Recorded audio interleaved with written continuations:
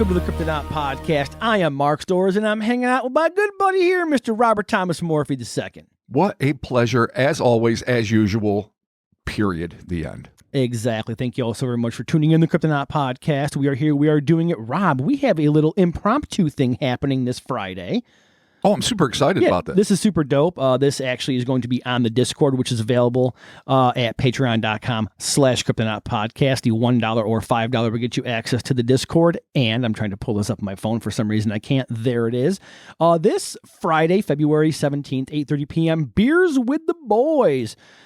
This is like a community event that we do over there. You can grab a beverage of your choice and get ready for Beers with the Boys. Join Mark and Rob on Friday, February 17th, 8:30 p.m. Eastern Standard Time, or as I call it, New York time, in general voice for an informal and interactive discussion of some grab bag stories from across the web. Oh, hot damn. We're not sure what we're going to do. No, the grab bag says it all, I think. Exactly. We're just going to jump on there. We're going to chat up a little bit. We're kind of like doing a beta run to see how kind of these things happen, you know, with Discord, just kind of get people interacting and talking. So again, that is going to be this Friday, 8:30 p.m. on the Discord. So be sure to check that out there. And you know what? Chris is doing good. Just to kind of put it out there, Chris is doing good. He's feeling better. He will be back at some point. But we've gotten some messages and some comments from folks. And yeah, it's got to be really enigmatic for them. I know. Well, you know what's funny is I saw someone that looked like Chris in Walmart with my wife. Her and I were walking, and I saw someone like, oh my God, is that Chris? Is that a Chris in the Wild sighting? What's Chris doing? And then I ran up to him and we talked, and Did you get a blurry photo? I showed him my tooth trick where I can take my tooth out, and he was sort of horrified for a second. Yeah, that's Chris. He goes at this. He goes, "Are you supposed to do that?" Yeah, just don't tell me you have dead people in your mouth. Yeah, exactly. Oh no, I told him all about that. He was fucking completely freaked out by it. Of course, yes. So there is all that. This week, Robert, this looks kind of fun. We had a little discussion about the title, and I think this is the title that we're going to go with, sir.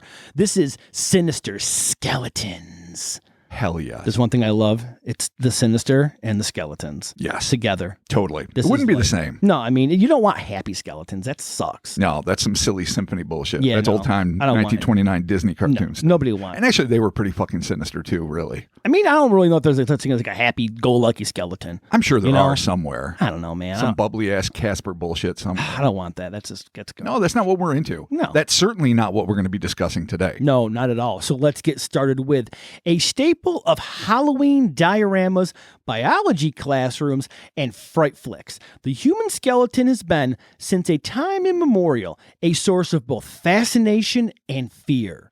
But as haunting as images on the silver screen or etchings in old books may be, they pale before the real-life encounters that many have reported with allegedly undead skeletal remains. We're getting Harryhausen in this motherfucker.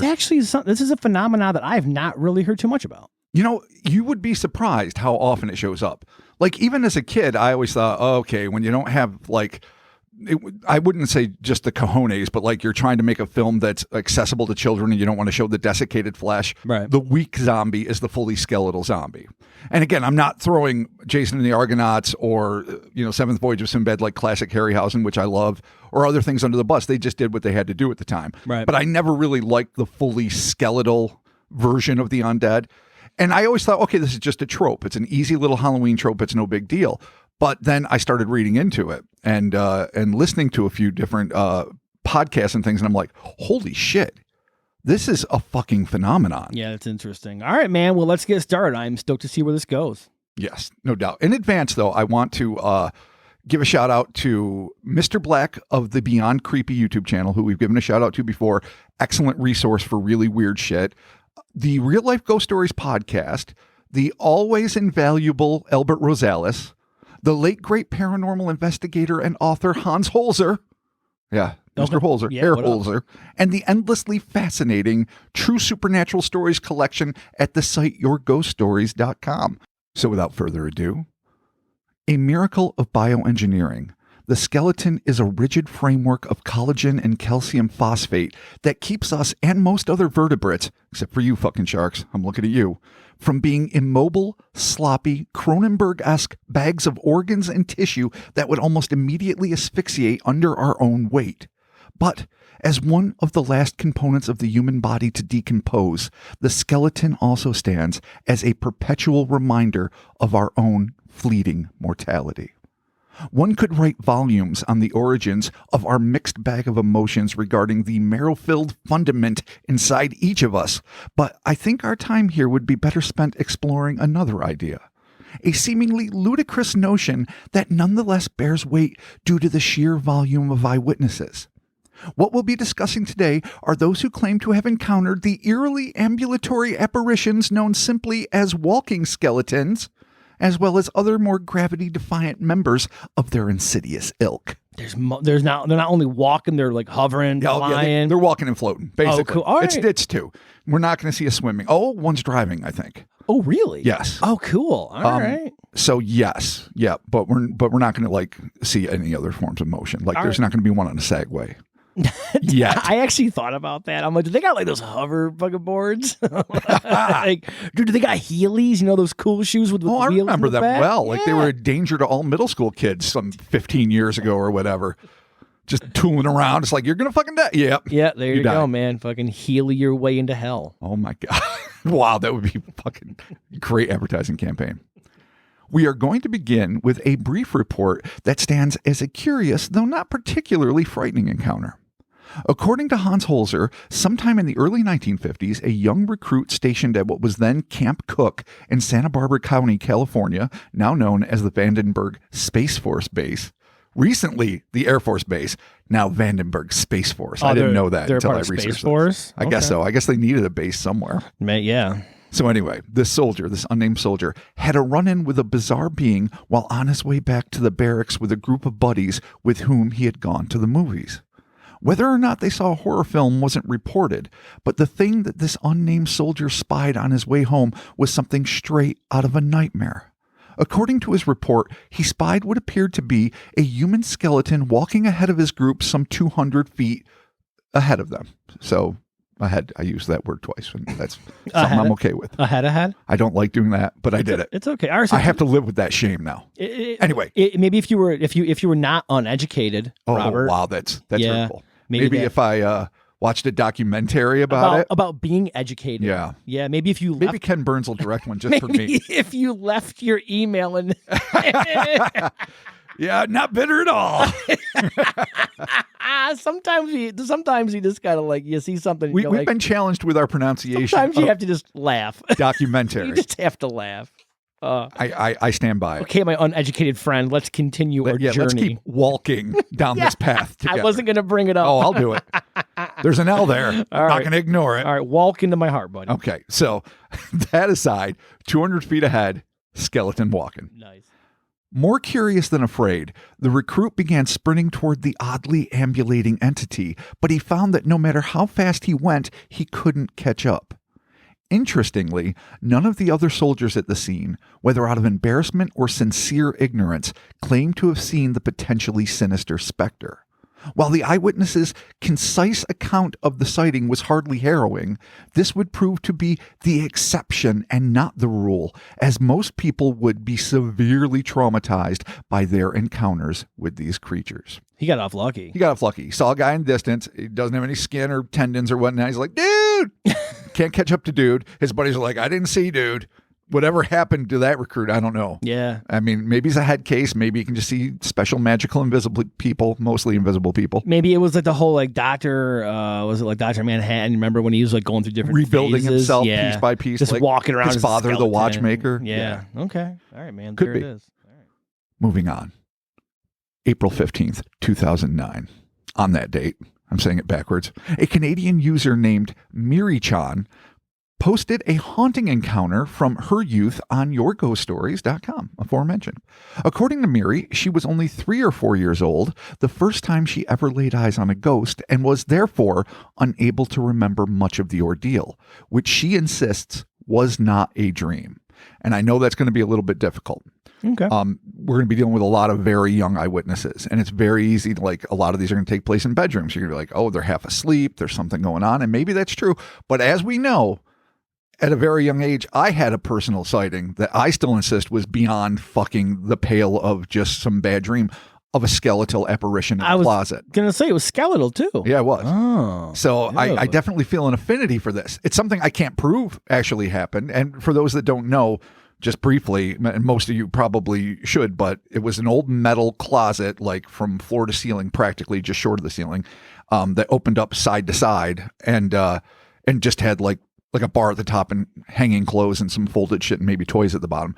And it opened up on its own, and it was directly across from the side of my bed. So I was laying on my side, and it opened up, and in it I saw a clear blue sky.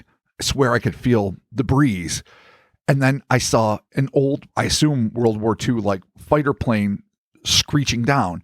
But then instead of it just going by the opening as if it was like a Narnia-esque opening into the skies above, like, say, the Pacific Theater or whatever, it started traveling with the plane like a camera.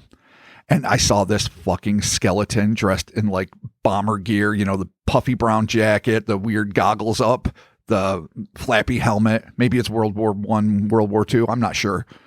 Was it like an animation? No, here's the problem. Because a lot of people are going to be like, oh, dude, Heavy Metal, that great sequence in Heavy Metal where the World War II skeletal zombies came out and fucked people up.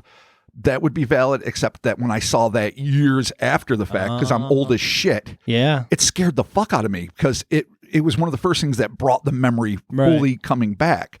And then you could also say Eddie, Iron Maiden. Yep. Aces High. Yeah. Yes, not Ace of Spades, as I sometimes make the mistake. And yes, I actually had that poster on my wall because A, Iron Maiden rules, and B, because that was also reminiscent of it. Right. But it didn't look like Eddie. It was like a full-on skeleton. So anyway, this skeleton head, I'm not going to digress any further, seems to notice I'm looking at it. And it's already dead, long since decayed, no flesh. And it turns to look at me with its, eyeless sockets, and the mouth like gapes open a little, giving this kind of sinister grin effect, though I might have been reading into it. And I'm freaking out, and I do what all kids do, cover the fuck up and pray it goes away. And the next thing you know, it's dawn and the closet is shut. And I tell my mom, and she's like, "Oh, it's some fucked up shit. Probably a bad dream, honey." And la la la. Without the fucked up shit part, because my mom doesn't say that. That's fucked up shit, dog. And my sister was in the room too, but she had a bed on the other wall and was dead asleep. Okay. So I was 4 or 5. Maybe you saw into the skeletal realm. And so the reason I digress in that, besides the fact that it's somewhat valid, and besides the fact that it means I have an affinity, and it surprises me that it took me this long to look into these kinds of accounts, is that you're going to get this time and time again. Oh. Very young kids that are going to go through very similar things, some batshit crazier, some not so much, but anyway, and some adults too. Okay. Some teenagers, but we're going to leave it at that. All right, cool. So anyway, we were talking about Miri, who was 3 or 4 years old when she first saw a ghost, according to her account on yourghoststories.com. So getting back to that, there was one image. She said that she didn't remember everything because of her youth. Mm-hmm. So I'll continue by reading. There was one image, however, that was disturbing enough to stick with her for the rest of her life. Quote, "All I remember is I was sleeping and I woke up in the middle of the night. My mom and some of her friends were downstairs playing loud music and drinking. Partying." So I was right. Yep. "This didn't affect me at all because I'm a heavy sleeper and I was used to it. I felt wide awake and I looked up from my bed and I saw a skeleton at the end of my bed. I remember being so scared I couldn't scream. I just lay there terrified. I tried to yell, but my voice wouldn't come. So, like all other frightened children, I hid under my blankets." Nice. Protocols. Protocols. There it is. "After a few minutes of being under there, I mustered up the courage to yell, 'Mom!' Instead of her, a friend came up, and I remember still being so terrified I could only say, 'I want mommy,' and crying. My mom told me it was probably a dream and that I was just half asleep, but I know that wasn't true because I still remember it so vividly." So again, one and done, something I can definitely identify with Miri in the sense that you're just like, I feel like I was awake. And years later, I still feel like I was that way. But again, this is not about me. We're going to move on to the second account. Another brief bedroom encounter occurred to a man from Washington, D.C., who in 2008 posted his unusual experience under the moniker of Coco31. Oh, adorable. That's cute. According to Coco, the weirdness began after he, his sister, his mother, and her boyfriend moved into a new house in the ironically named Pleasantville, New Jersey, when he was about 5 or 6 years old. He writes, quote, "In the room where me and my sister slept, there was an attic door. My little baby niece, Riley, has a fucking attic door in her tiny little bedroom, and I hate it. I hate it so much. But enough digression. Where the trolls live, I dude. know. I told Hunter about it. I'm like, dude, you're going to let your fucking daughter sleep in a room with the dead? She's like, shut up, dude. He's like, be quiet. I'm like, I don't know, man. She's like 10 months old. She's ready to face these kind of things, I guess. Dude, I mean, look at. Dude, it's a creepy door up to a creepy attic in a tiny room, which makes it worse. All right, well, just throw a latch on it. There you go. Fixes right. everything. I know. Make the melt a crucifix, make a latch. Yeah, there you go. Okay. I felt very uneasy living in the house, and especially uneasy sleeping in that room with the creepy attic. He continued, quote, I doze off to sleep, and around maybe 3 or 4 in the morning, I awoke and saw the attic door open. Bad scene. I tried to wake my sister, who was sleeping beside me in the same bed, to get up and close the door. Nice move. Maybe she was older. The movement came from the left side of my vision, about 4 or 5 feet from the bed. It was dark in the room, but the moon shone through the window and provided a little light. End quote. It was at this moment that this child would have a face-to-skull encounter with a terrifying, though undeniably fashionable entity. Quote, at first, I thought my eyes were playing tricks on me because of what I saw. I wiped my eyes, blinked, and pinched my arm to make sure I wasn't still asleep. What I saw almost made me pee on myself. Looking directly at me through empty eye sockets was a skeleton. It had on a black cape, and the inside was blood red. So stylish. That's pretty wicked. I know. Dude. It's a little Dracula-esque, but yeah, dude. Count of Monte Cristo too. Fucking Dracula.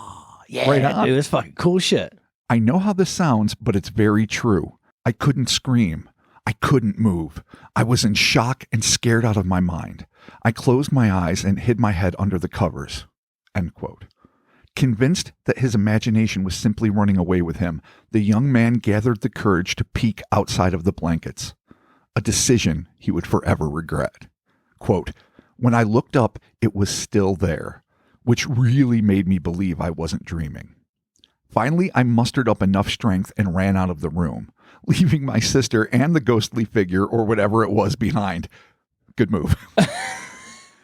I ran to my mom and told her what happened. Of course, she didn't believe me, but stayed with me until I fell asleep. To this day, I don't know what it was, which is why I am deeply interested in the paranormal. So that's intriguing.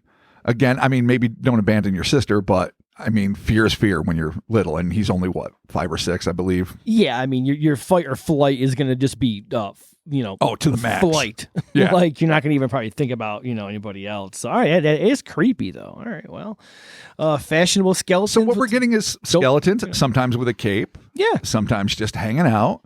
An inability to scream is a common theme that's so a common far. one there, yeah. Fear. And to be so afraid, and I've told that story too, where I was looking at Edvard Munch's The Scream, the painting, and it was like a slow zoom in on some early Saturday morning PBS documentary, and it's just a fucking painting.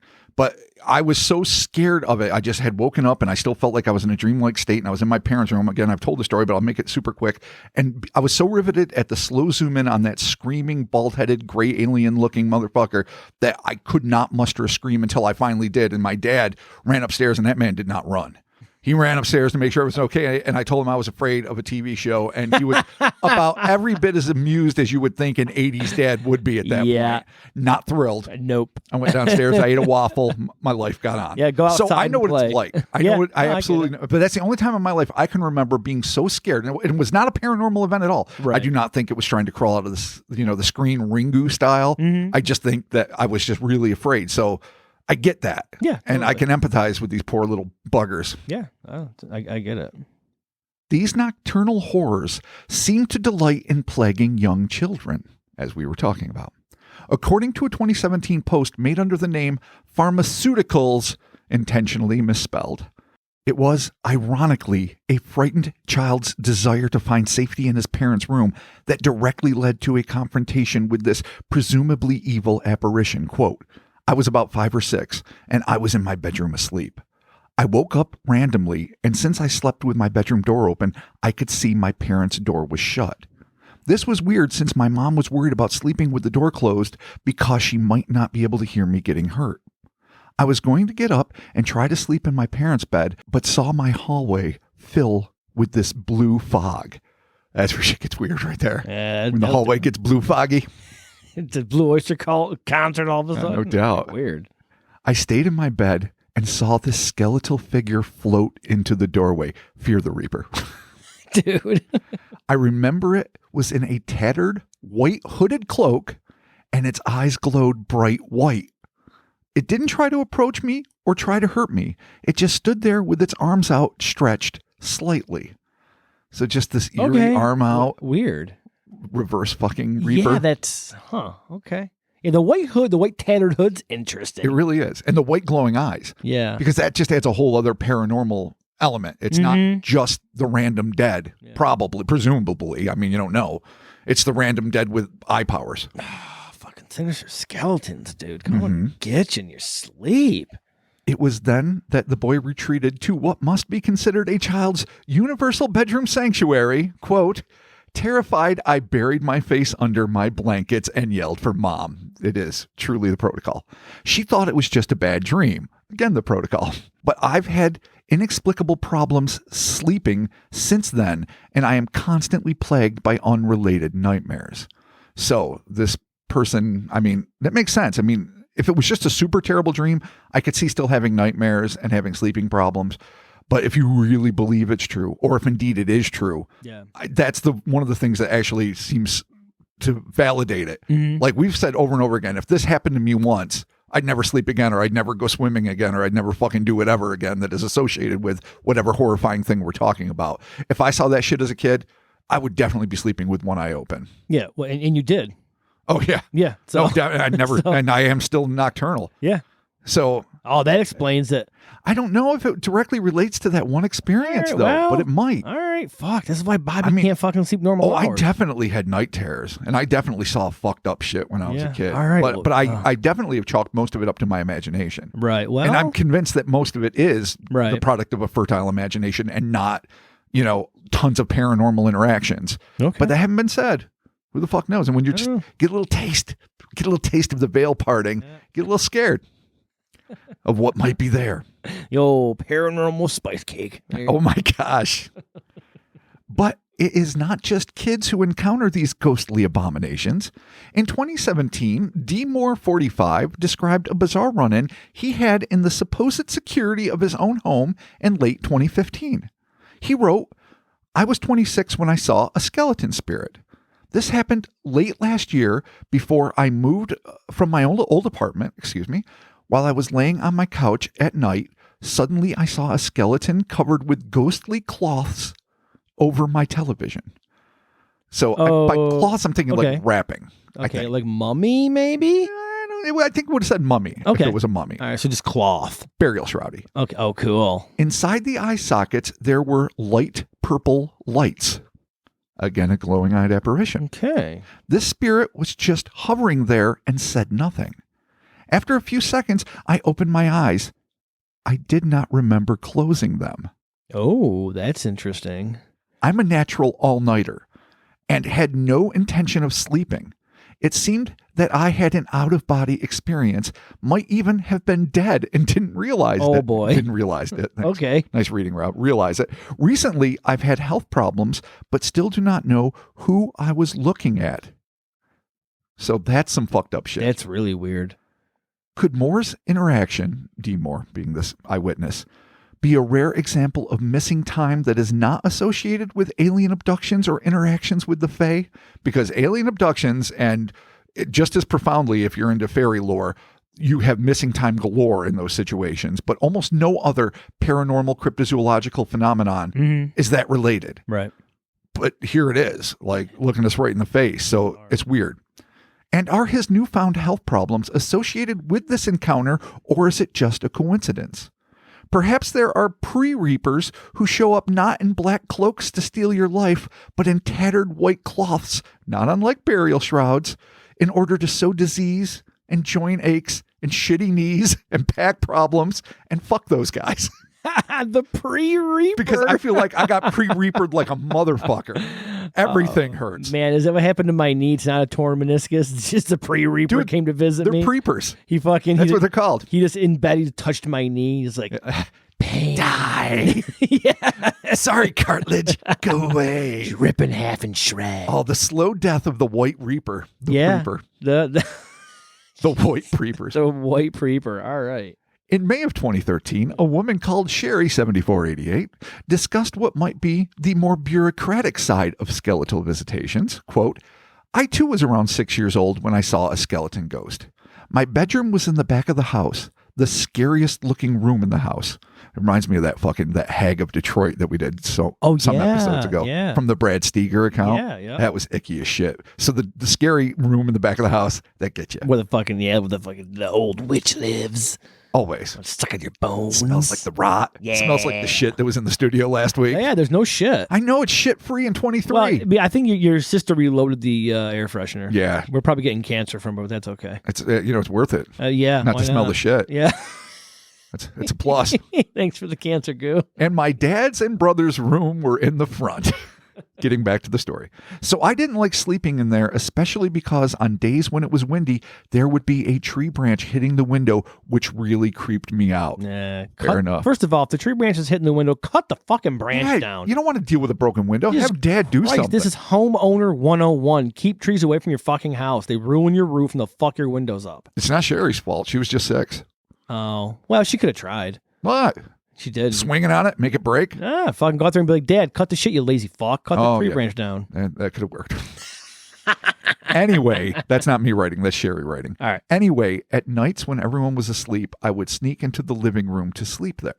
That's how scared I was. It was closer to my dad's room. And this one night, I went to sleep in the living room. I was making a fort out of my blankets and pillows, using the couch and coffee table and whatnot. Just playing because I couldn't fall asleep. And we know where this is heading. Yep.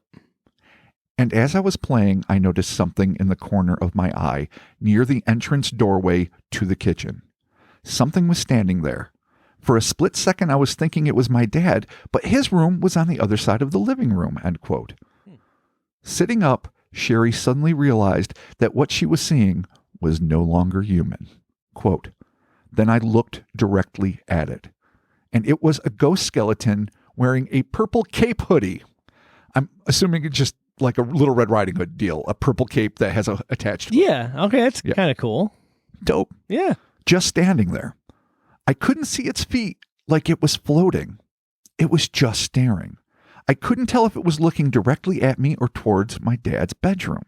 It was then that the spectral skeleton did something very unparanormal, quote. Then it started to write on something like a notepad.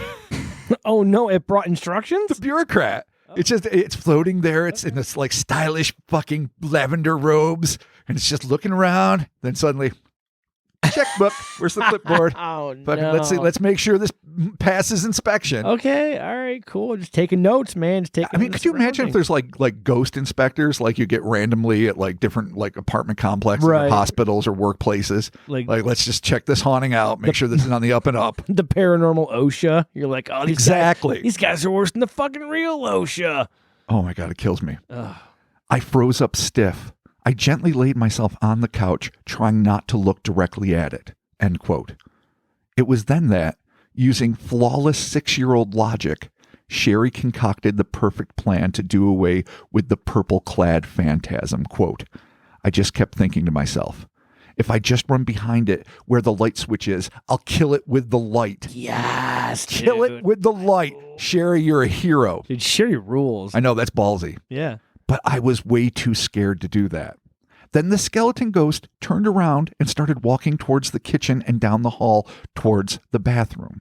My dad always leaves the bathroom light on, so I thought, oh, it got killed by the light. Yes. And I think that's kind of what gave me a little peace about what just happened. I told my dad in the morning what happened, and of course said I was just dreaming. Yet I remember it like it just happened yesterday. Oh, man, that's all right. Strange. I mean, I wonder, it sounds like it didn't even notice her. No. It just kind of showed up and it's was like looking at the dad's yes, room. Indeed. And maybe it's like a fashionable reaper. Like, oh, it's dad's time? No, not quite yet. Shall I kill the girl? Yeah. No, not yet. She's only 6. Give her some time. I know. What are the purple reapers? If the white ones just fuck up your joints and muscles, What are the purple reapers doing? Like maybe they're the ones in charge of like making sure shit around your house gets fucked up so you trip on stuff. Yeah, broken pipes. Injury reapers. That's what purple is. Oh, perfect. We're going to get a whole fucking hierarchy before we're done. Different sorts of reapers. But we're not done with Sherry. No. Many years later, Sherry would recount her tale to a psychic medium who claimed that the horrifying visitation was a blessing in disguise. Of course it is. Quote, and about a year ago or so, I happened to come across a psychic medium person and asked her what that might have meant. And her response was a little strange. She said I got visited by an angel. But I forgot what name she said. Anyhow, she said I should feel blessed by this.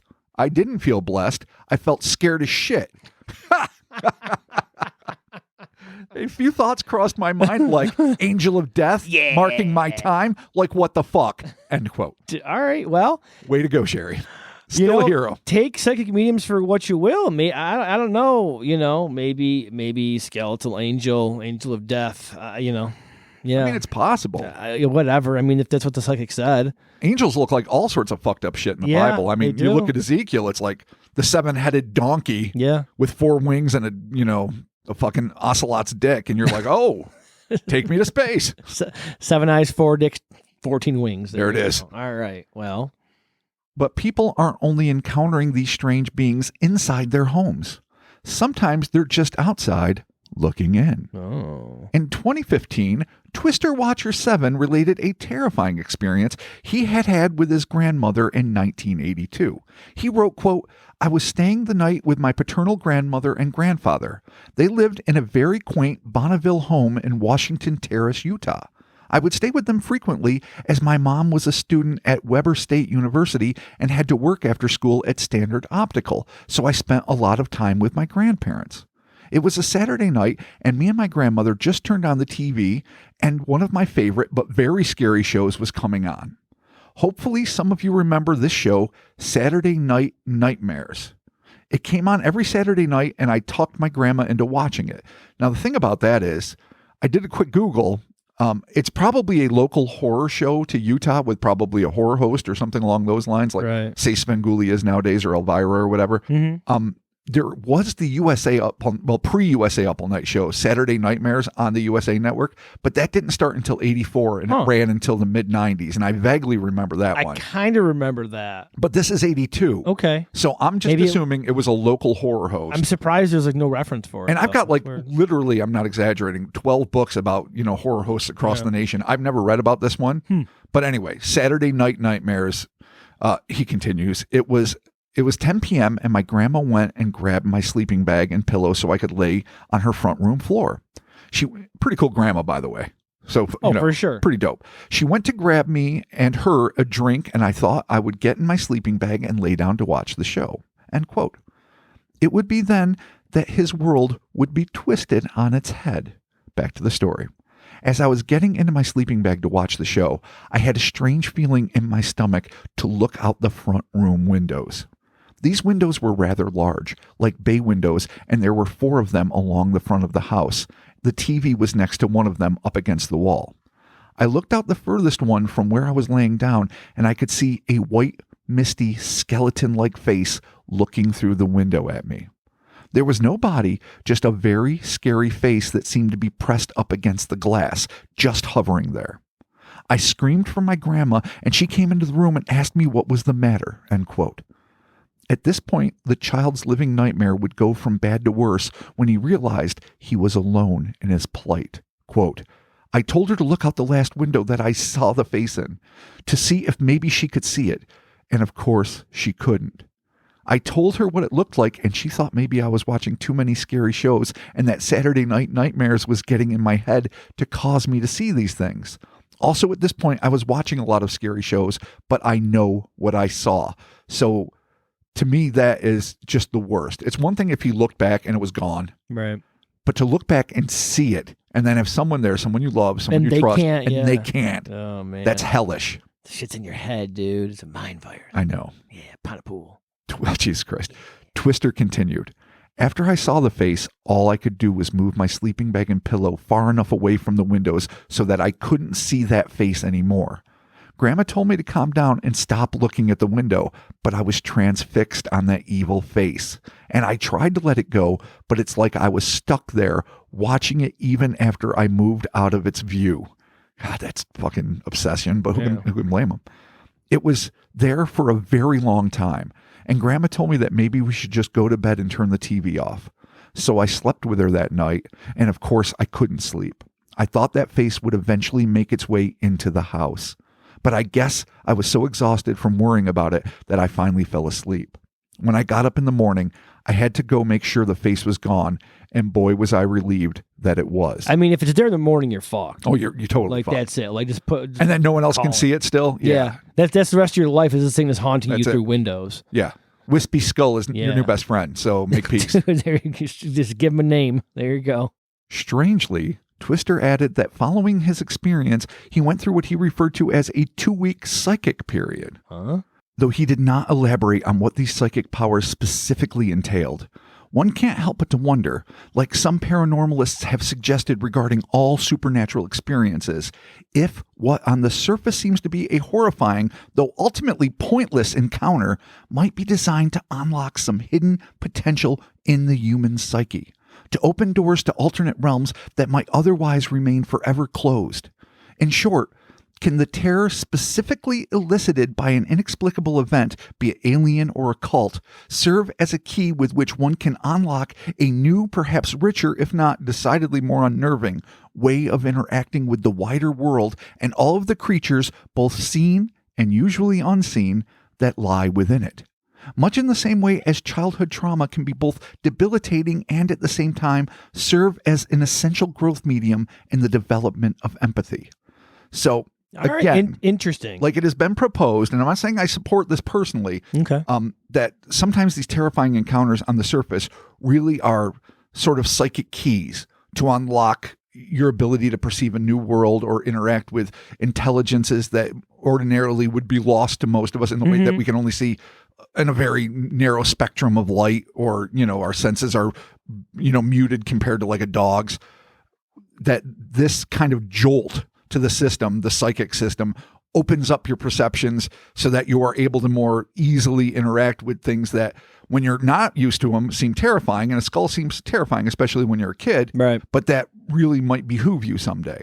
I don't know, but the fact that it triggered a psychic 2-week experience for him, that's something, makes you it made me wonder. Yeah, that is kind of okay. All right, no, I'm down. Do you get a little psychic jumpstart?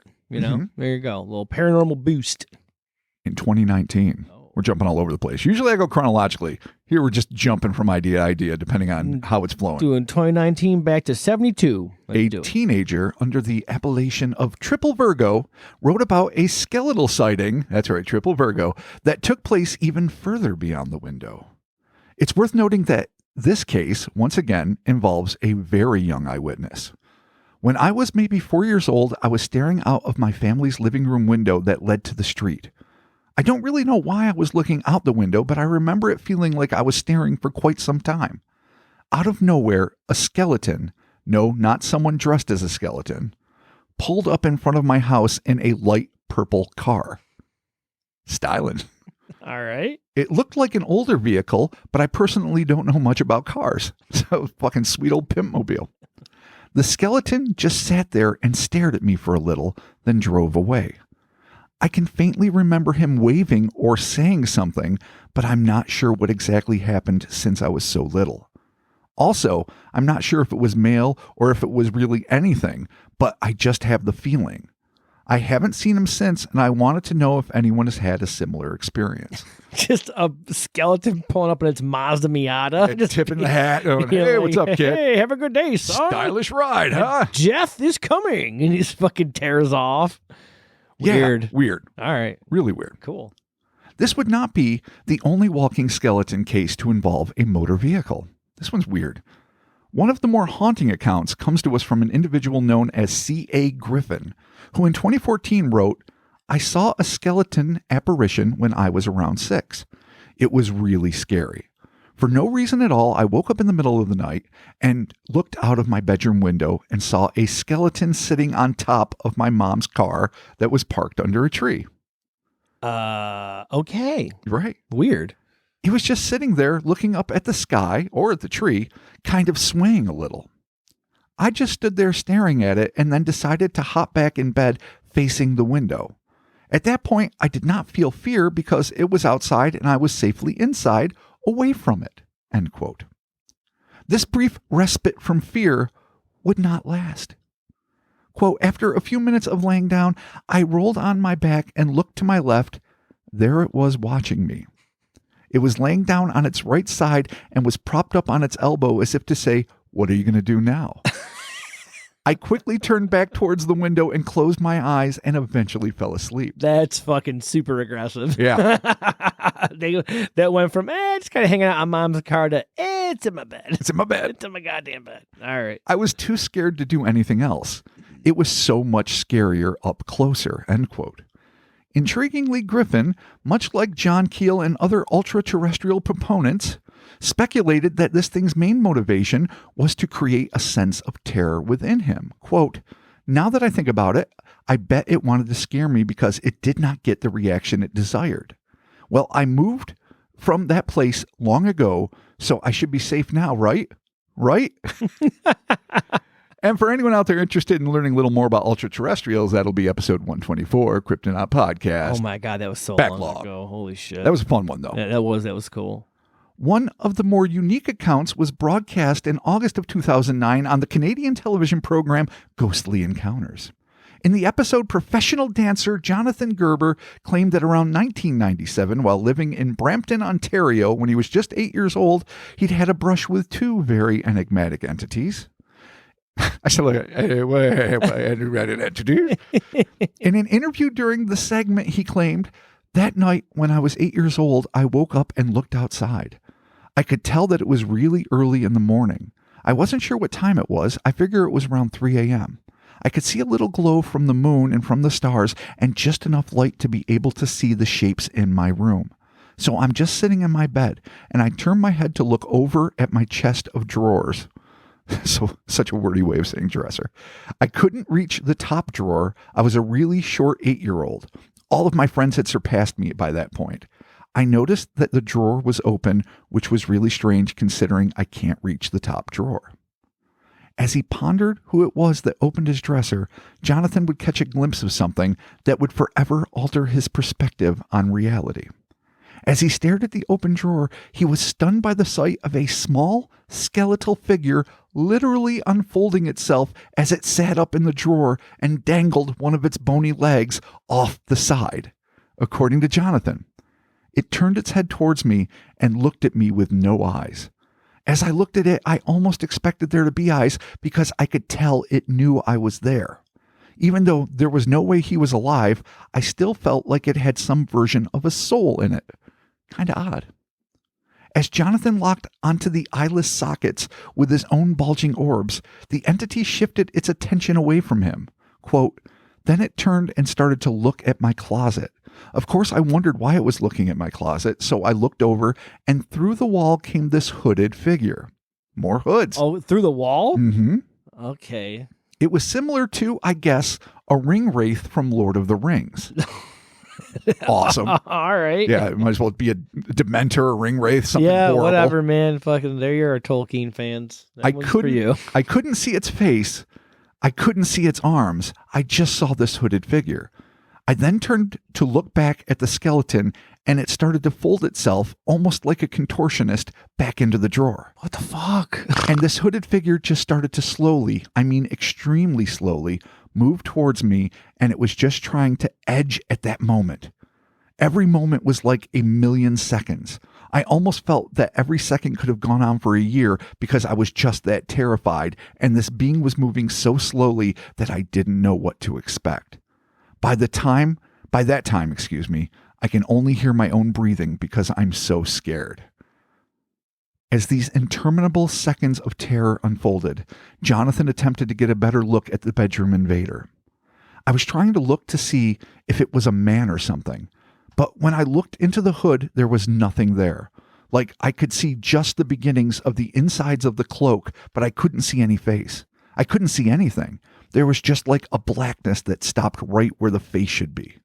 That was the most terrifying thing for me, is that I felt there's this being here, and I knew it couldn't be an actual person because I can't see their face. I just saw this hood and hoped that it went all the way down to the floor. I couldn't even see feet. At that point, I started to get really afraid. I grabbed my covers and was holding onto them for dear life. It was then that Jonathan erected the only barrier he could between himself and this unthinkable entity. Yeah, you know where we're going with this. By the time the shadow reached the foot of my bed, I was too terrified to even look at it anymore, so I ducked under my covers. I pulled the covers up over my head, never shutting my eyes once. And I started pinching myself and saying, okay, dear God, wake me up. I must be asleep. I must be asleep. There's no way this can actually be happening to me. But then, just as I was sure I was going to die or something, I felt a hand on my right knee. It felt almost human, but I didn't know whether it was or not. And at this point, I was too terrified to ask or say anything. My breathing had completely stopped. I was just at this point convinced that I was about to die. I was like, I better get some strength and face this thing because I was paralyzed with fear at the time. I was thinking, could this be a demon? Could this be a ghost? I'm going to die right now. You better be prepared. That's a hard thing to go through when you're 8. This is fucking intense, dude. I know. Holy shit. After about 2 seconds, when I was sure that it was going to happen, I just pulled down my covers to look and see what was there. And nothing was there. Just ready to face death. Yeah. Look, if you want to kill me, we're locking eyes. I'm going to do it. I'm going to see. Right, here you go. Like, I don't know. Oh, man, touched him. Oh, God. Horrible void. Yeah. Ugh, that's creepy. It really is. Jesus. I know. I didn't have enough courage to get out of bed yet, but within 10 minutes, I was able to get up and run to my parents' room and sleep with them for the rest of the night. In what would be a definite shift from the norm, when Jonathan told his mother about the experience the following day, she did not merely dismiss him or chalk it up to being nothing more than a bad dream. In fact, her reaction was one of distinct alarm. Quote, when I told my mom the next day, she at first went straight to thinking it was a demon because she'd grown up in Tobago and there's sort of this spiritual undertone that there are demons and spirits around you all the time. And so she told me immediately that she thought that it could have been something like that coming to try and touch my life or try to affect my life or how it could be in the future. Fucking weird. I mean, it's cool that she believes. Yeah. I don't know how much comfort an 8-year-old's going to take. Oh, that was a demon. No, and it's here to fuck your life. Bro, you're going to be a professional dancer. There you go. This is how you got it. Skeleton. Yeah. Yeah. Just gave you the strength to face your fears. And to be the lord of the dance. Well, what's interesting is that that's exactly how he talks about it. Like in the extended part of the interview, because obviously he ties into it. I found the clip of the ghostly encounter show or whatever it was, and I watched it, of course, and that's where most of these quotes come from. Probably should have mentioned that, but he goes on to say that he started dancing more aggressively at that point, and he became more committed to his career path. Basically because of the fear he felt that something, might strike at any moment. Dude, this is like some crazy Footloose shit. Yeah. I like it. Yeah, no, it's Footloose to the max, but it confirms what, John Lithgow's character was saying, that the devil loves dancing. Oh, yeah. That son of a bitch. But good for him, man. He took that fear. You know what he did? He didn't let it destroy him and shit. He turned it into something positive. He became a legendary breakdancer by some accounts. Yeah, he's just dancing. And a Canadian celebrity. I like it. I'm happy for him. Fucking good on you, dude. Yeah, don't cower. No. Spring up. But when you got an accordion skeleton in your dresser, maybe it's time to fucking switch it up. Face it with dance. Get a wardrobe. Face it with dance. Yeah, fuck you. Oh my God, that's just like Ninja 3. Dude, Lucinda Dickey fucking dancing the ghost out of her bedroom. Watch it. Yeah, dude. Ninja 3, I think The Domination it's called. Dude, fight, fuck, or dance. Oh, there. Yeah, well, there you go. Honestly, that's a good way to live. I mean, I'm not much of a fighter, but there you go. Fucking and dancing. I'm a fan. There it is. All right. Strange as Jonathan's experience surely was, it would pale before our next encounter, as it remains one of the flat-out fucking weirdest living skeleton accounts ever published. All right. Okay, ramping it up here, Uncle Bobby. The bizarre account appeared on Your Ghost Stories 9 years ago and was shared by a user named Richie Harry. Just a name. Okay. Nice. Who, like many of the previous observers, was a young child at the time of his encounter. In his posting, Richie shares an event that involves what can only be described as the manufacturing of a monster. Okay. Quote, I remember when I was about 4 or 5 years old, I noticed that the memories almost never give you a specific age, which is interesting. Like they can remember the event like it happened because that's the striking part, but they can't, because it's so long ago, they can't quite place the specific year. And I said the same thing earlier, 4 or 5. So I don't know, maybe I'm just identifying with it. Usually it would be a red flag for me, but in this case, I'm like, what the fuck? Eerie coincidence. Yeah, weird. But either way, he was 4 or 5 years old. I was in bed. Back then, we had a bunk bed and my youngest brother's crib was next to it. I remember laying and hearing the sound of a blender. I was thinking it was my mother in the kitchen, but when I looked at the bottom of the door, there was no light. I tried not to pay any attention to it. At this moment, his mild annoyance would be replaced with abject terror. So as I was trying to fall asleep, I took a glance at the closet, which was open, and what I saw was a skeleton with no skull. Then out of nowhere, what I can only describe as a machine that was causing the noise was screwing the skull onto the body like a light bulb. Like the amazing screw-on head from Mike Mignola? Yeah. Oh, man. Okay. This is weird fucking, I can only see like this like weird. Like industrial age, like massive can opener, but working in reverse to fucking attach it. Or maybe like one of those cannery things like junk. Yeah. That gets the top on. Man, this is fucking weird. The eyes were red and it would stare at me and my brother who was fast asleep.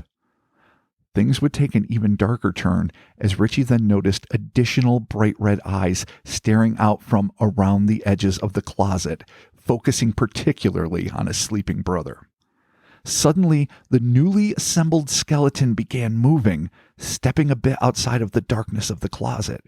It was then that Richie made his move, creeping out of bed. Quote, I was starting to get scared and I was pulling myself closer to the door. Once I was close enough, I ran to my mom crying about it. Of course, she didn't believe. End quote.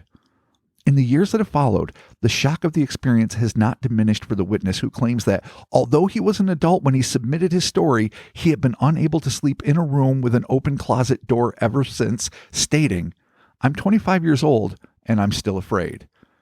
Yeah, no one can blame you. And I'm 50 years old and I will not sleep in a fucking room with the closet door open. Yeah. That's just principle. Yeah. You just shut that fucking door. Even if you know there's nothing in there, you shut that fucking door. You have to. It's ridiculous to suggest otherwise. But yeah, that screw top head bullshit. Yeah, it's weird. It's very like a janky Terminator to me. Like oh yeah, sort of. Yeah. Red eyes. Dun, dun, dun. Yeah, it's dun, dun, dun, dun, dun. Yeah, it's really bizarre. Okay. All right, we're getting close to the end here. Moving on to some juicy stuff. From the decidedly weird, let's move on to the outright horrifying. In a story first aired on the Real Life Ghost Stories podcast, then recounted in a video on Beyond Creepy, a young teenager named Brian would have one of the most unnerving walking skeleton encounters on record. According to his account, he was visiting the home of his aunt, uncle, and cousin on their rural British estate sometime in 1982 when he came into contact with a grisly wraith right out of a banned issue of EC Comics. Nice. I'm noting again, 1982 is a recurring year. Not that it really means anything. Okay. But it is. According to Brian, he and his cousin were left alone in the house for the afternoon as the rest of the family had gone into town. After hiking through the woods and dicking around in a nearby field, they said they were playing, but when you're teenagers, you're just dicking around. Yeah, you're just screwing off. The pair decided to head back to the house for a drink and some snacks. Although we all have certain images of eerie old British country manners in our collective imaginations, this was not the case with his cousin's house, as it was a relatively new abode, for England anyway, that had been built just a few generations earlier by their mutual grandfather. Still, as modern as the amenities may have been, it seemed as if the place still harbored some very dark secrets. The moment the boys entered the house, they claimed to have been shocked frozen by the shrill sound of a woman shrieking. Before they even got the chance to regain their bearings, they heard a sudden creak, and their eyes went from each other to the basement door at the other end of the kitchen, which was now, slowly but surely creeping open. Brian described the unbelievable event that transpired next. A skeleton came up from the basement stairs and turned its head and looked at me. Oh, God. Yeah. All right. Then it turned its body and started fast walking towards me with a bloody knife in its right hand. Oh, shit. It went to Evil Dead real quick. Yeah, real quick. Okay. I unfroze, turned, and ran out of the house. We ran into the yard and stopped and looked at each other. I said to my cousin, "Did you see that?" And he said, "Yes," and asked me what I saw. I said to him, "You tell me what you saw." And he said he'd seen a skeleton and it had a bloody knife in its hand. Oh, no. As happened so often, when relief finally arrived in the form of the boy's parents, skepticism was the order of the day. I told my parents about it, and they told me it was my imagination. I told them I must have a pretty good imagination because Andrew saw it too. Oh, shit, the shared imagination. Suck it, Ma! Yay, take it, go. Fucking bloody knife running, women shrieking. Yeah. Did Grandpa do some heinous shit in the house dude, early on? this could be some weird fucking Or is that like a bones. house that was previously there? Yeah, dude, this could be some grandpa's a fucking killer. Something coming back, dude. I mean, I don't want to impugn his grandpa. Yeah, but, true. We probably I mean, shouldn't. We don't know who he is. He could I be a mean- fine man or a monster. I mean, it could have been another woman. I mean, I Yeah. don't know the gender of the skeleton. No, they didn't. Could have been grandma, like, Yeah. you done fucking my husband. He just built me this house. Yeah. Now you Now die. you're gonna And then you stab. hear the scream of the victim. Yeah. Then the skeleton comes up with a bloody Yeah, knife. That's how Just you- the way grandma ran up from the basement. She was canning shit and killing her rival. so many years ago. So many years before. or yes. grandma was a fucking saint. She, One of the- maybe it can be both. A little bit of one, a little bit of Okay, the other. all right, yeah, she's a mixed bag of nuts. Exactly. No Mixed bag of grandmas. one's. Oh, jeez. There it is. If that was Patreon, that'd be the title. Ah, shit. Our final account for this episode is yet another sleep-stealing encounter. Posted 14 years ago by a then 17-year-old individual calling himself Proto-Man Mountain.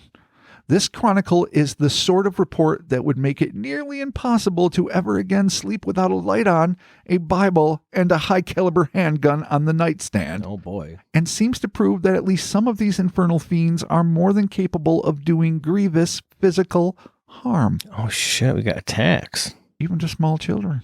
Oh, Quote. no. I feel like I say quote a lot, but there's a lot of quotes. Quote. Okay. I have also seen a skeleton, apparition / ghost or whatever when I was around 5 or 6 years old. It didn't have a red cape, and it was around 4 feet tall or possibly close to 4 feet. That's tiny. It's not very big. There's a lot of tiny ones. The one in the dresser was tiny. Yeah, he was a little. There's other guy. accounts of tiny ones that didn't make the cut. I know we did a lot of accounts, but some of them are being saved for other things that they fit better into. Okay, like, cool. Like sea specters. Oh, Lot of- Sinister lot- Skeletons Part 2. lot of The tiny more things. Sinister Skeletons. Maybe. Yeah. We'll see. That's a working title. Definitely. Definitely. But anyway. All right. So red cape. Didn't have a red cape. Sorry. 4 feet tall or close to it. I woke up in the middle of the night around 3 a.m. Again, a common theme. You know, the wee hours close to the witching hour. Yeah. 3 a.m. or so, and it just appeared along my bedside. At the time, I had a bunk bed where I slept on the bottom and my brother on the top. The skeleton who was looking at me resembled your typical skeleton, with the exception of its height, and strangely had a sharp object that resembled a sword. Dude, it's one of the from Ash versus Evil Dead or from Army of Darkness. Those little shitty skeletons. Chasing the Argonauts. I mean, it goes Yeah. back in cinema history. Okay. As if the physical appearance of this pernicious pint-sized predator weren't quite enough, the mood of horror was exacerbated by the fact that the thing was slowly drawing the tip of the blade back and forth along the bottom portion of the bunk bed. What the fuck? Gets worse. After 30 seconds of slow-growing horror, the thing suddenly turned to the wide-eyed child and screamed, "Give me your liver! Give me your Give liver. me your liver! Dude, what Okay. the fuck are you going to do?" It spoke. God, and it said the worst thing it could say. It made a demand. Child, give me your liver. God. Okay. Proto Man's reaction was swift. I started screaming and yelling, like all children, and I ran to my parents' room, jumping over the skeleton pretty much, but along the side of him. Just like you guys. The reason it says just like you guys is because this is one of the responses that was Right. below. Mm-hmm. Yep. My parents still believe I was dreaming, even until this day. Man. So, the fuck? Yeah. Give me that's- your liver, and I it's mean- another case of sibling abandonment, but we'll just table that. for I mean, now. sometimes you got to be like, That's just sorry, childhood fear. You got to bail. Yeah. You know? It's fucked up. Yeah, that is super weird. I mean, is it like, All right. I don't know, like got some like afterlife cirrhosis and it's like, I need baby liver. I Fucking- drink too much in real life. I'm a pirate and I need me rum. Give me your liver. All right. Though unfortunate that he was not believed by the adults in his life, what would truly haunt this eyewitness was the fact that, unlike so many other experiencers who were one and done, he continued to have run-ins with this sinister skeletal specter. Quote, I forgot to mention that he came along my bedside more than once around that age, but the encounter stopped after the next several times that I saw it. But the encounters were random and sporadic, not like within the exact same week or month, end quote. So, fucking sucks. Was he still demanding his liver? Yeah. Was it like, give me your spleen? Yeah, what else next? Your rectum. No, that's iffy. Yeah, You're young. Forget it. I mean, I'm on a list. God damn it, I'm on a list. I mean, I'm a cannibal. I mean, I just want to eat your... No! Fuck, no. Forget it. I'm haunting someone else. God, I fucked this whole thing up. This is no good. Chris Hansen's waiting for me now. God damn it. Have a seat. That's a great Chris Hansen. Why don't you have a seat? All right, man. Well, yeah, it's weird. Maybe it's clearly they're harvesting organs. It's making its demands known. Yeah. It's not like a genie. There's no trick here. It's like, give me your fucking liver, kid. There you go. Exactly. All right, weird. I'm going to fucking scare you. I mean, they're getting assembled in random closets, machine-like, assembly style. 4 foot tall little skeleton thing. And I know, I mean, what are they, fucking tall man? Did the phantasm guy get a hold of them, shrink them down? They get shrunk down to those little gross interdimensional Jawas. The afterlife on Mars where the gravity's weird, so you need to be tiny, teeny tiny. Fucking weird, dude. Those things are fucking sketch. All of this, it's all sketch. It's all A, super sketch, B, freaky as shit. Yep. And inexplicable. Like, none of it makes a wink of sense. I got a couple ideas here, but we'll wait to the end. Fair enough. Okay. We're dangerously close. Proto-Man added a note of solidarity to his account, writing, what I'm trying to say is that I believe you guys, and that is the number one reason I pretty much signed up for the site. At least there are other people out there who had a similar experience, and I can finally, hopefully, say I wasn't hallucinating it. Seeing as there was more than one encounter with the skeleton, and also that people have had a similar experience. So that's legit. Wrap this up and then we'll move on. While it's great that sites like Your Ghost Story offer paranormal contactees a community in which they can share their experiences without shame or ridicule, and perhaps even find others who have endured the same or similar encounters with the horrors of high strangeness that they have endured. This ultimately brings us no closer to an answer to the big questions, which in this case are, what the fuck are those things, and how and why do they choose their victims? Is it all a supernatural shell game? Are these merely tricksters scaring kids for kicks like douchebag teens on Halloween? Like ultra-terrestrials, do these things merely feed on the fear they generate, or are they actually capable of violence? Are there some who do not survive these encounters? Later found dead in their beds, faces ashen with fear, their demise chalked up to heart failure for lack of a better explanation. No, it's fucking dark. We are clearly dealing with something either supernatural or of occult origins. Unless, of course, we're dealing with freaky interdimensional entities with invisible skin, muscles, organs, ligaments, and tendons, just buying purple hoodies and playing with swords inside of strangers' homes like a partially invisible red fair aficionado tripping their balls off. Yes, you nailed it. I tried to get that out in one breath. I liked it. You did it. Did the best I could. Good job. Master of breath. Whatever the case may be, we must be wary of the fact that they seem to be targeting the most vulnerable among us. Children, obvs. And as we are the ones, being us and our listeners, with minds open enough to wonder what if, it falls to us, even if our logical minds reject everything they have to say, to believe them when they speak and make sure they remain safe from perils both real and imagined, and perhaps from those that dwell somewhere in the nebulous void in between. No, shit. Sinister Skeletons. Sinister as fuck. Super weird. So the common theme here is kids. Kids. It's kids. It's at night. Yep. It's, the wee hours. Wee hours, sleeping. So obviously we're just going to put that on the table because... Has to be on there. We have to address that. Yes. They're teeny tiny kids. Nightmares ahoy. Exactly. And I mean, even as a kid, I think like the first notion of like something scary always is a skeleton. Absolutely. Because you have zero... Because you get that, like the decorations at CVS or fucking your local supermarket. Skeletons, pumpkins, and bats, I think, are the trifecta of witches, maybe, of basic Halloween decorations. Yeah, it's like the base knowledge you would have as a kid for something creepy. You'd be like skeleton. Plus poison, the whole idea of a skull, skull and crossbones on a pirate ship. Not that I think a lot of kids are afraid of pirates, though they ought to be. They're pretty fucking treacherous, but that's not the point. The point is, you're right. Yeah. A skeleton in general, a skull in particular, is always one of the earliest things that a child has in their life to denote, stay away, be afraid. Yeah, just pure base fear. So, okay, well, that's obviously there. That could be a thing, but there's a lot. These stories all have different types of interactions with them. One where there was even two different kids that saw it. A weird bloody knife. So I know we've talked about the idea of kids being more open, I guess, to paranormal stuff, which is kind of it's a little cringy. I've always been iffy on that. A little super iffy. I don't know. Oh, well, not because it can't be true, because sure, maybe it can be, but because it's a trope that's considered fact. Yes. Like people say it well, of course, children are more open to the sensitive side of paranormal and they can, accept these things. And it's you just say it fucking air is breathable. Don't tell me this is science. my 2-year-old son Dennis, he's a psychic medium, and you're he's not, he's a fucking 2-year-old. On the other hand, he has a developing brain, for Christ's sake. I've known people, and I'm not going to go too deep into this for privacy reasons, but their child had very sixth sense type experiences, encountering dead people. Yeah. And I don't know why the kid had those experiences and the parents didn't, but maybe I hit on something there, accidentally talking about how they have, brains that are forming. I mean, maybe that could be something. I think that's part of the rationale, but right. I just, like you, I'm at loath to state it as a point of fact when there's really no way to know.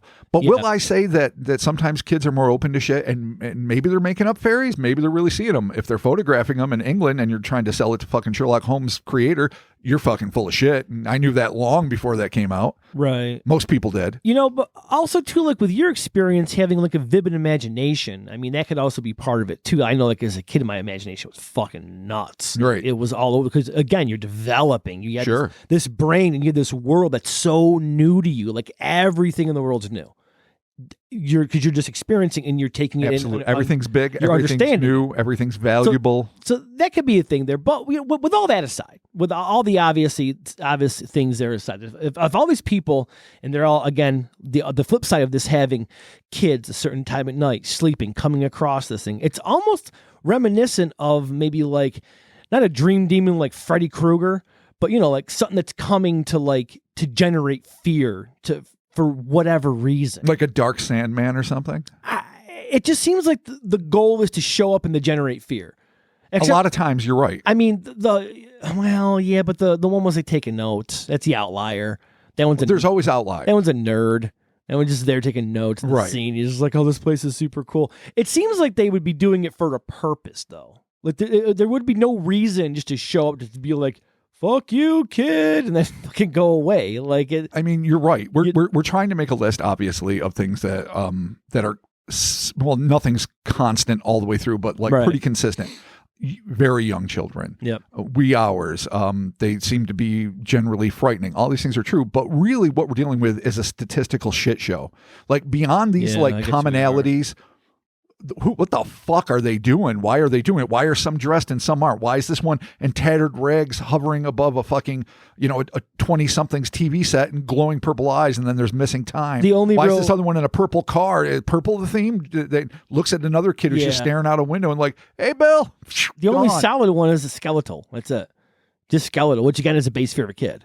Could be a base fear of a kid. No, absolutely. Huh. Okay. Well, yeah. Geez. If it's something that was stalking specifically children, again, there'd have to be some sort of reason for it. Which I guess, going back to the ultra-terrestrial hypothesis, I mean, it would be fear. Yeah. That's all you're going to generate. It's not hope and friendship and goodwill. No. You're this creepy fucking floating thing that's all skeletal. How would you expect that somebody would, unless maybe they're all just experiencing different spectral entities that happen to look the same. Aliens can be similar. Why can't ghosts? I mean, there are some that are literally there clearly to fucking terrify you. With the give me your liver. Yeah, give me your liver. Fucking.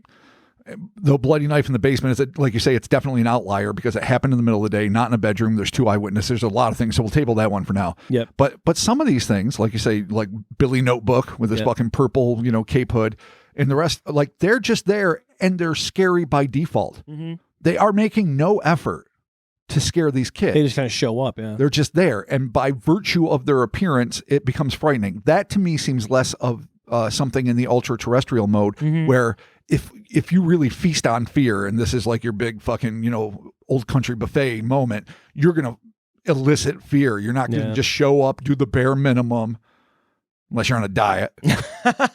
Give no fucking effort towards nothing. Like, I don't even care. Throw me a bone. I don't give no shit. But again, I've always been a little iffy on the whole ultra terrestrial eating terror thing because that's super convenient. All monsters create fear because its nourishment is, again, generic. It is a very easy fucking explanation for something. So, well, I mean, what do you think? I'm confused and delighted because I love things that, like I say, that have some kind of consistency. They're skeletal. They're showing up late at night. On and on. I'm not going to repeat it again.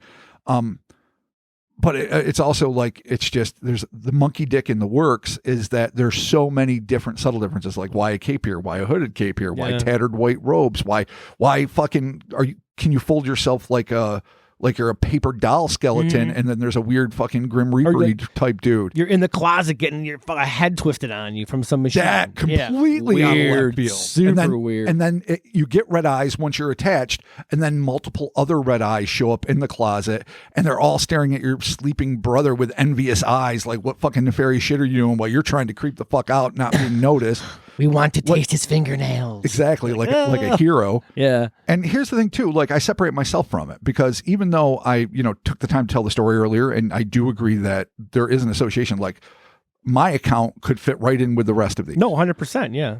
It would have some differences, like obviously like the moving camera angle of fucking crashing plane, like with smoke and debris. I don't know if I mentioned that, but it was like a full on like plane about to fucking crash somewhere. But even I can't be sure all these years later, it's not a product of my imagination. Yeah. At all.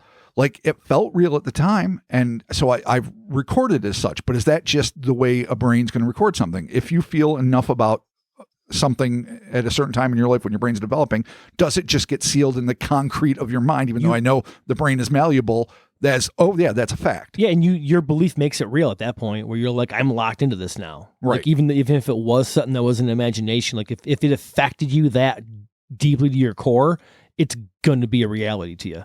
Right. That's scary. Yeah. It's super well, I mean, weird. that's the lot of humanity. Yeah. That's why you got to be true. real careful what you believe in. And if you believe in some shit that say most of the world thinks is terrible, like, I don't know, racist bullshit, start second guessing why. Because you if you can't trust like normal shit, you certainly can't trust shit that consensus reality says blows. But that's me soapboxing. What I can say about my personal experience is that I don't have any recollections of seeing World War whatever footage, like dog fights or people crashing or anything that would trigger it. I mean, if this happened after, say, the animated film Heavy Metal from 1981 that we were talking about occurred, because it was so fucking strikingly similar, it really bothered me. Like, it scared me when I was like a 9-year-old kid whenever I saw it.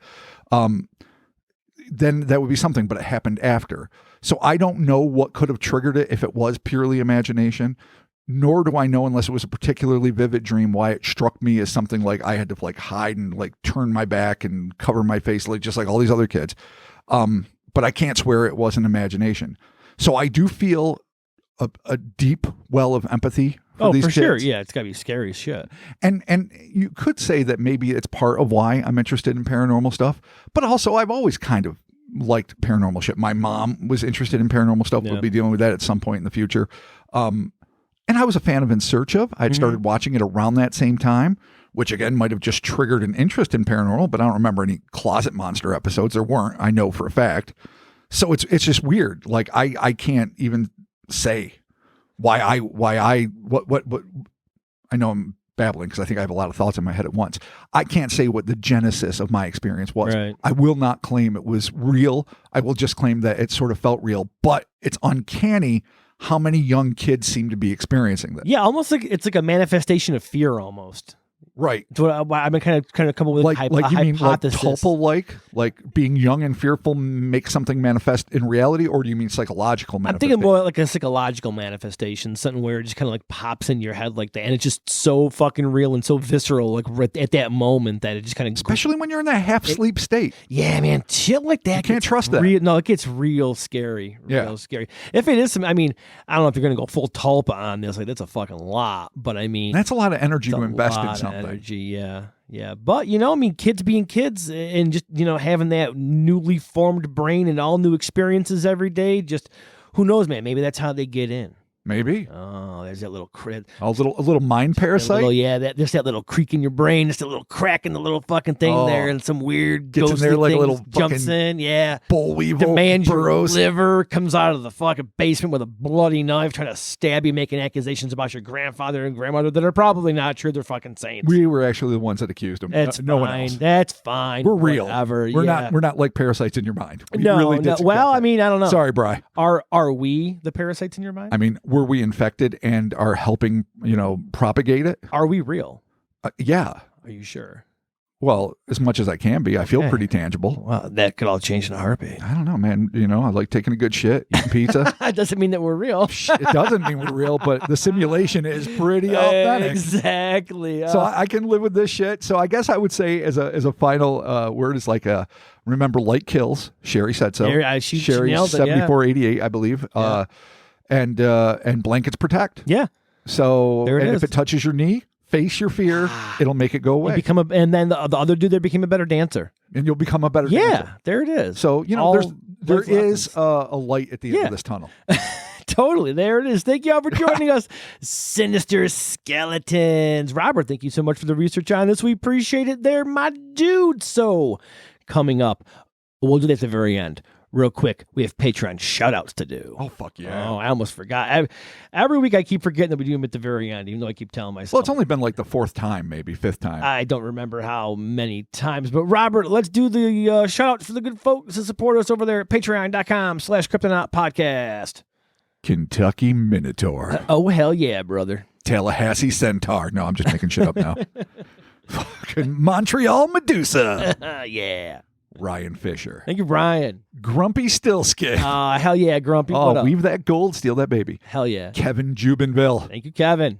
Eddie Moreno. What up, Eddie? Neil Schwartz. Hell yeah, Neil. Matthew Lappa. Yes, thank you, Matthew. And again, that is patreon.com/Cryptonaut podcast. $1 is a shout out and one bonus audio. You guys are saints. The $5 is the shout out and the 4 bonus audios. Get there and support us if you can. Yeah, throw that buck. You get your name out there. You get extra shit to listen to that is usually fairly amusing, if off the cuff. And if you do that, you get access to the Discord server, the private Discord server, only available if you're a patron.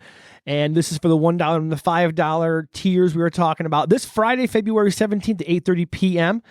Hold on for 1 second here. Grab a beverage of your choice and get ready for Beers with the Boys. You can join Mark. You can join Rob and myself on Friday, February 17th at 8:30 p.m. EST, Eastern Standard Time, in the General Voice for an informal and interactive discussion of some grab bag stories from across the web. Again, as we mentioned in the beginning of this episode, we don't know what the hell we're going to do, but we're going to make it happen. We're going to go on there. We're going to crack some beers. We're going to talk some shit. We're going to have some fun. We're going to talk with the good folks, get their input on some stuff. I'm looking forward to it. Yeah, it'd be kind of neat to actually cover a couple of things and get people's instant reactions from it. Absolutely, because we never get that. No, and I mean, as people listen, they're like, "Oh, I listen to your podcast," and I'm like screaming at you about a topic, how you can't say documentary or whatever. That again. Yeah. Oh, when you brought that to me at the beginning of the pod, I'm like, I know I say it right. I say documentary, dude, then everything we listen to is like documentary. Yeah. And I'm like, well, fuck. What we can do? We can talk about that with the good folks on this Friday at 8:30 on the Discord, so be sure to check that out. Yeah, show up. Do it. Yeah, do it. It'll be fun. And this is like a beta run for us, so this obviously we're not going to have. Yeah, go easy on us. Yeah, super prepared. Yeah. So yeah, there's that. And Robert, the social medias, the Insta, the Twitters, the Facebooks, all that stuff, we're there. We're doing it, living in the metaverse, making it happen. Hellerspace.com, get yourself some clothes over there, some tees, some shirts. Sweet tees. Also, too, crowd made. Our shop is the cryptonautmerch.com, just cryptonautmerch.com, not the Cryptonaut merch, but cryptonautmerch.com. Check them out over there. And yeah, there's all the places you can check us out. So thank you to everyone that supports us in the show here. We appreciate it. Everyone with the messages and the DMs and everything is super cool. Love hearing from you folks. And there you have it. Thank you all so very much. And remember, Sinister Skeletons coming to eat your fingernails. Lights on, blankets up. Sucking on your fucking toenails. That's the way we like to fuck. Nice way to end it. Keep it safe. There it is. We'll be talking to you. See ya.